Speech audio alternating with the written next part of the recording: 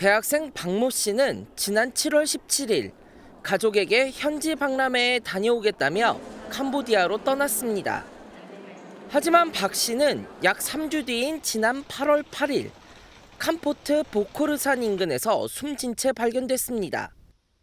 우리 정부와 캄보디아 당국이 협력해 인근 범죄 조직 거점에서 한국인 14명을 구조하기 하루 전이었습니다. 현장에 함께 구금됐던 또 다른 피해자는 박 씨가 심하게 맞아 걷지도 숨도 쉬지 못하는 상태였다고 증언했습니다. 캄보디아 경찰도 부검에 앞선 검안에서 사망 원인을 고문으로 인한 극심한 통증에 따른 심장마비로 기재했습니다. 너무나 많은 구타와 고문 등으로 인해서 상태가 굉장히 위중했었다. 정신적 피해가 지금 많이 있는 상황이라 안정을 취해야 되고. 사건이 점점 커지자 우리 경찰도 발등에 불이 떨어졌습니다. 경찰은 캄보디아 현지 상황을 점검하고 수사 공조를 강화하기 위해 국가수사본부장의 캄보디아 방문을 추진 중입니다. 또 경북경찰청은 현지 당국과 공동부검을 진행할 방침입니다. 경찰 관계자는 단순 검시 결과만으로는 사인을 확정하기 어렵다며 현지 당국과 일정 협의가 마무리되는 대로 출국해 부검에 합류할 계획이라고 밝혔습니다. 박 씨를 유인한 모집책을 지난달 검찰에 송치한 경찰은 공범이 더 있을 가능성에 무게를 두고 수사를 확대하고 있습니다. 최근 캄보디아 현지에서 또 다른 한국인 남성 2명이 160여일 만에 구조된 만큼 추가 감금 피해자가 있을 가능성도 제기되고 있습니다. 캄보디아 범죄단지에 감금돼 고문 끝에 사망한 대학생 박모 씨. 캄보디아 검찰은 박 씨를 숨지게 한 혐의로 중국 국적의 피의자 3명을 체포해 재판에 넘겼는데 아직 핵심 용의자 2명은 검거되지 않았습니다. 그런데 도주한 용의자 중 한 명인 34살 중국인 리모 씨가 국내에서 벌어졌던 마약 음료 사건에 연루된 정황이 포착됐습니다. 2년 전 서울 대치동 학원가를 떠들썩하게 했던 마약 음료 사건입니다. 한 범죄 조직이 집중이 잘 되는 약이라고 속여 학생들에게 필로폰이 든 음료를 건넸고 이를 마신 학생들의 부모에게 마약 투약 사실을 경찰에 신고하겠다고 협박하기도 했습니다. 마약 음료 100여 병이 퍼진 걸로 알려지면서 학부모들은 불안에 떨었습니다. 불안하지요. 저 한참 크는 애들한테다 그런 걸 먹인다는 게 말이 돼. 그러니까 뽑아야지요, 당연히. 당시 이 마약 음료는 해외 배송이라고 적힌 상자에 들어있었던 걸로 알려졌는데 중국인 리 씨가 이 사건의 유통 총책을 맡았다는 의혹이 제기된 겁니다. 리 씨는 고문으로 숨진 대학생 박 씨에게도 마약 투약을 강요한 걸로 파악됐습니다. 국민의힘은 이재명 대통령이 그제 캄보디아 범죄 관련해 외교부에 총력 대응을 지시한 것을 두고 늑장 대응이라고 비판했습니다. 이 대통령이 사건이 공론화된 뒤에야 외교부에 대응을 지시했다며 국민이 위험에 처한 뒤에야 움직이는 늑장 대응은 불안을 더 키우고 있다고 지적했습니다. 국민이 위험에 처했을 때 움직이지 않는 국가는 존재할 이유가 없습니다. 이재명 정권은 지금이라도 국가의 책무를 행동으로 증명해야 합니다. 그러면서 외교 채널에만 의존하지 말고 경찰 인력을 급파하는 등 국가적 총력 대응 체계를 즉각 가동할 것을 촉구했습니다.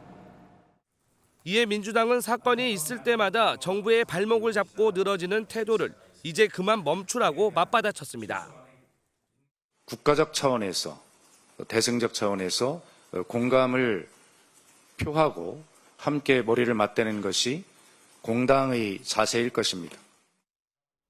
박 수석 대변인은 이 대통령과 정부 그리고 민주당은 국민의 생명과 안전을 지키기 위해서 최선을 다하고 있다고 강조했습니다.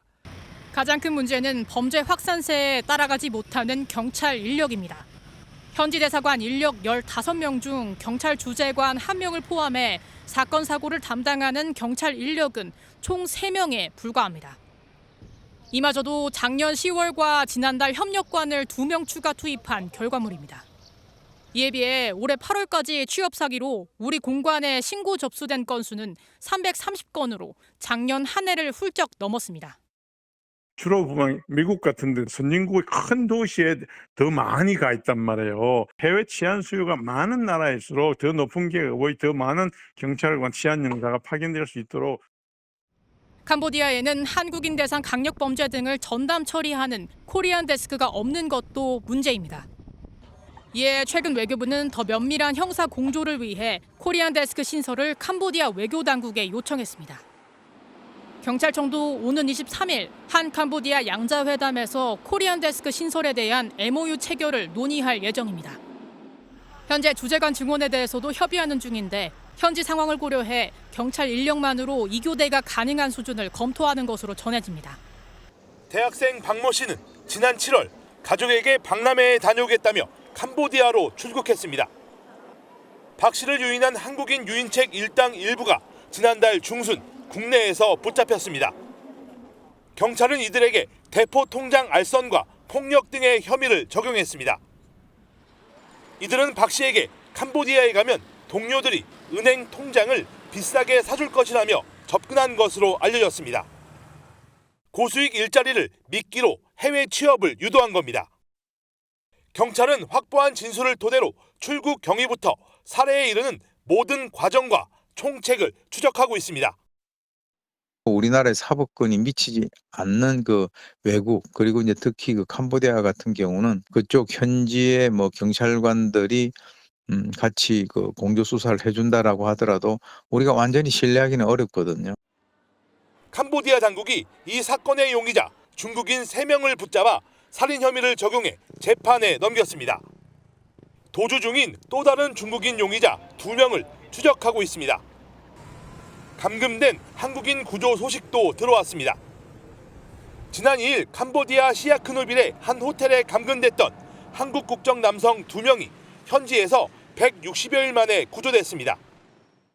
이들이 텔레그램을 통해 보낸 구조 요청이 박찬대 의원에게 전달됐고 외교부와 영사관 등과 소통해 2사람을 구하는 데 성공했습니다. 이들은 아직 많은 한국인이 감금과 폭행 속에 구조를 기다리고 있다고 설명했습니다. 지난 8월 한국인 대학생 20대 남성이 캄보디아 현지에서 숨진 채 발견됐습니다. 가족들에게 현지 박람회에 다녀오겠다며 캄보디아로 떠난 지 3주 만입니다. 사인은 심장마비, 고문으로 인한 극심한 통증으로 밝혀졌습니다. 남성이 발견된 곳은 캄보디아 캄포추 보코산 지역 인근으로 한국인을 상대로 취업 사기와 감금 피해가 자주 발생해온 곳입니다. 경찰 등에 따르면 남성이 떠난 지 일주일 뒤 가족들은 한국계 중국인 말투를 쓰는 협박범으로부터 전화를 받았습니다. 남성이 사고를 저질러 이를 해결해야 한다며 5천만 원이 넘는 돈을 요구한 겁니다.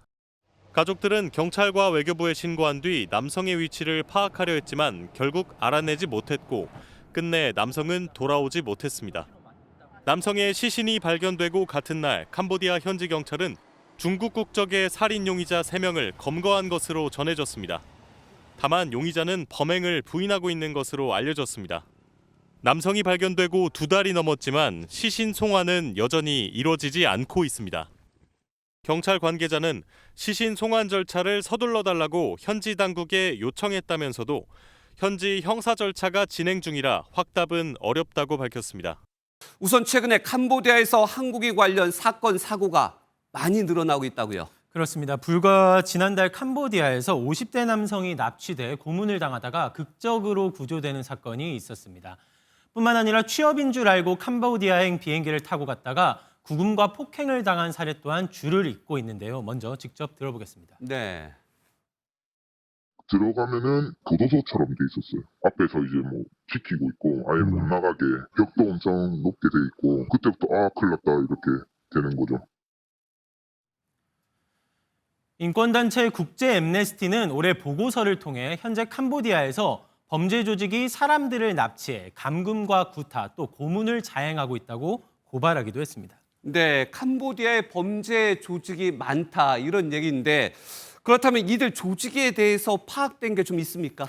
피해자들 증언에 따르면 조선족이나 중국인들이 현장에 많이 있었다고 아하. 하죠. 이 때문에 중국계 마피아 그룹이 범죄 조직 상부에 있다는 외신 보도도 나오고 있습니다. 다만 조직들이 너무 많음 이 내용은 조금 더 수사를 통해 밝혀져야 할 부분으로 보입니다. 그렇다면 한국인 납치나 취업을 미끼로 피해를 많이 받고 있는데 보이스피싱이나 온라인 범죄의 유형 같아요. 근데 가장 궁금한 거, 결국 한국인을 표적으로 봤다. 이렇게 볼 수 있습니까? 그렇습니다. 저희도 그 부분에 의문을 갖고 경찰에 문의를 해봤습니다. 경찰 관계자에 따르면 캄보디아에서 이런 피해를 당하는 사람이 한국인뿐 아니라 일본인, 대만인, 또 태국인 등 너무 많다고 설명했습니다. 즉 특정 국적자를 표적으로 하는 것은 아니고 현재 캄보디아 당국도 쏟아지는 외국인 피해자들로 정신없이 대응하는 중이라는 설명입니다. 네. 한편 한국인 피해 규모가 어느 정도일지는 참고할 만한 수치가 있었습니다. 김건 국민의힘 의원실에 따르면 올해 상반기 캄보디아에서 접수된 한국인 대상 취업 사기 신고 건수는 226건인데 이미 지난해 전체 수치인 220건을 넘어선 것으로 파악됐습니다. 최근 한국인 피해도 늘고 있음을 짐작할 수 있는 대목입니다. 그러니까요. 지난해만 220건, 올해 상반기에만 226건 계속 꾸준히 늘어나고 있다는 건데 우리 국민을 대상으로 한 외국에서의 범죄, 우리 정부의 대책은 뭐가 있습니까? 그렇습니다. 말씀처럼 한국 국민을 납치해서 고문하고 또 감금한 뒤 한국인을 대상으로 한 각종 범죄에 이들을 또다시 활용하는 악순환이 이뤄지고 있는 셈입니다. 그래서 캄보디아에도 코리안 데스크를 설치하자는 얘기가 나오고 있습니다. 코리안 데스크는 유일하게 필리핀에서만 운영되고 있는데 한국 경찰이 상대 국가 경찰청에서 일할 수 있도록 하는 제도입니다. 한국인 관련 범죄가 발생하면 같이 출동하고 또 지켜볼 수 있기 때문에 발빠르게 대처할 수 있다는 장점이 있습니다. 물론 해당 국가 경찰이 사법권과 수사권을 행사하지만 우리 경찰이 이를 지켜볼 수 있는 거죠. 다만 이 문제는 우리 정부 안에서 공감대가 형성돼야 하는 것이 먼저고 캄보디아 정부와 외교적으로 협의해야 할 사안이라 아직은 논의 단계인 것으로 알려집니다. 캄보디아의 수도 프놈펜으로 여행을 떠났다가 연락이 두절된 40대 남성 이모 씨. 오늘 이 씨가 캄보디아 현지 병원 중환자실에 혼수 상태로 입원해 있다는 사실이 알려졌습니다. 실종 당시 이 씨의 마지막 위치 기록은 프놈펜의 한 호텔로 확인됐는데 실제 이 씨는 이곳에 투숙한 적이 없는 것으로 드러났습니다. 이 씨의 행적이 확인되지 않은 가운데 정부는 현지 수사기관과의 공조를 통해 실종 경위 등을 추적하고 있습니다. 외교부는 사건 발생 직후부터 병원 방문 등 필요한 영사 조력을 제공하고 있다며 자세한 사항은 개인정보로 밝히기 어렵다는 입장을 내놨습니다. 소식을 들은 이 씨의 가족들도 서둘러 캄보디아 현지로 이동하고 있습니다. 지난달에도 프놈펜에서 50대 한국인 남성이 납치돼 고문을 당하는 등 캄보디아에서 한국인을 대상으로 한 범죄는 계속해서 늘어나는 추세입니다. 외교부에 따르면 2022년 한 해 단 한 건이었던 캄보디아 내 취업 사기, 감금 신고 건수는 올해 8월까지만 무려 330건으로 늘어났습니다. 정부는 최근 캄보디아 내 한국인 피해가 증가하자 지난달 수도 프놈펜에 여행 자제를 권고하는 여행 경보 2단계를 발령했습니다.